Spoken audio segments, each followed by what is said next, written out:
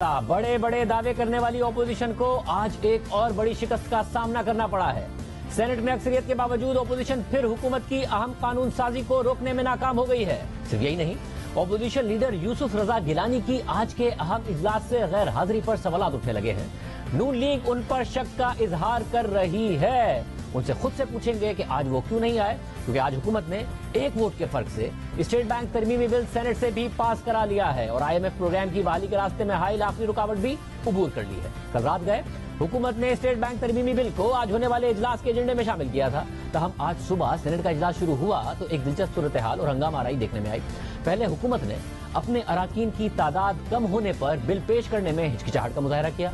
खुद वजीर खजाना शौकत तरीन बिल पेश के बगैर ही ऐवान से बाहर चले गए और अपने अराकीन की तादाद पूरी होने का इंतजार करते रहे। बिल पेश करने के लिए अपोजिशन के एहतजाज पर चेयरमैन सेनेट सादिक संजरानी ने कहा कि हुकूमत बिल ही पेश ना करे तो मैं क्या कर सकता हूँ, बिल पेश करना मेरी ड्यूटी नहीं है, वजीर खजाना ऐवान में आए। चेयरमैन सेनेट को 30 मिनट के लिए ऐवान की कार्रवाई मुलतवी भी करना पड़ी। तशरीफ रखें जी। मिनिस्टर साहब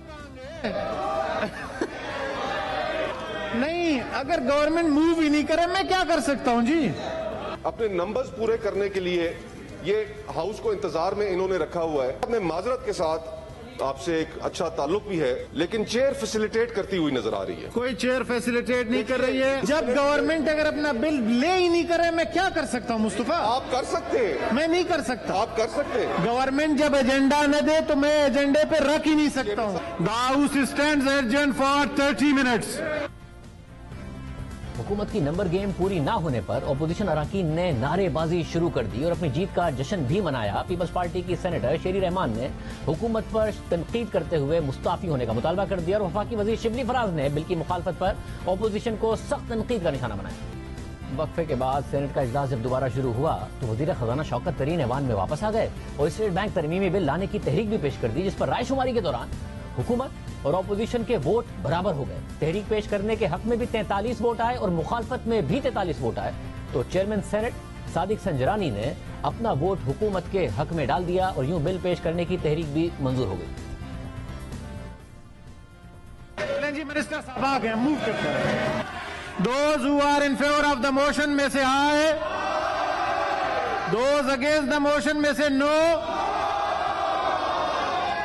जो उसके अगेंस्ट हैं वो अपने निशिस्तों पे खड़े हो जाएं ताकि काउंट करें जी। अपोजिशन 43 और ट्रेजरी 43, तो I will go with the treasury benches जी। ये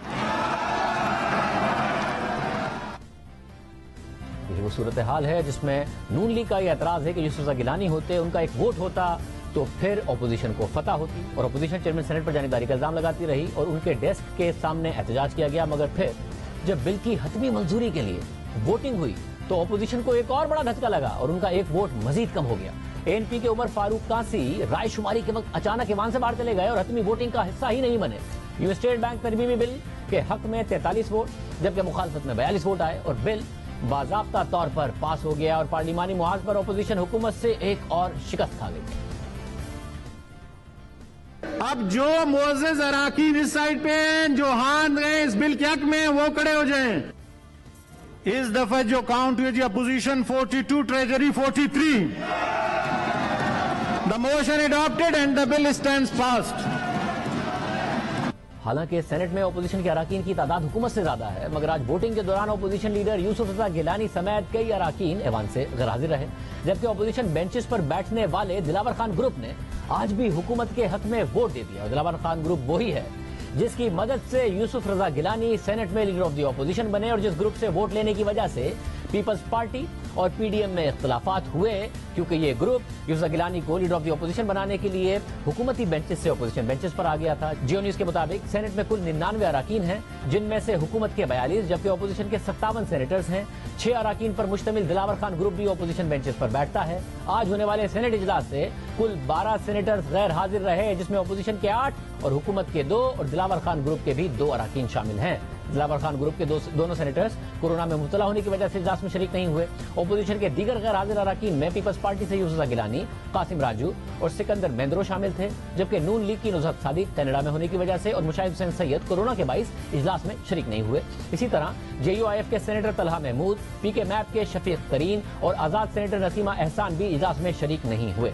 दूसरी जानिब हुकूमती बेंचेस से MQM के फैसल सब्जवारी और खालिदा अतीब भी आज के इजलास से गैर हाजिर रहे। अब सूरत हाल यह है कि पार्लिमानी मुहाज पर एक और शिकस्त खाने के बाद ओपोजिशन आपस में उलझ गई है। नून लीग ने ओपोजिशन लीडर यूसुफ गिलानी की आज के इजलास में गैर हाजिरी पर सवालात उठाना शुरू कर दिए हैं और नून लीग के सेनेटर मुसद्दिक मलिक ने ट्वीट किया कि कमाल है कि क्या है, स्टेट बैंक का बिल पेश हुआ और कायदे हिज़्ब इख्तिलाफ यूसुफ गिलानी गायब। एक वोट यानी गिलानी साहिब का वोट कम होने से पाकिस्तान को IMF का गुलाम बनाने का बिल मंजूर और इनको कायदे हिज़्ब इख्तिलाफ बनाने वाले और अपोजिशन बेंच पर बैठने वाले सेनेटर्स की बिल की वालेहाना हिमायत।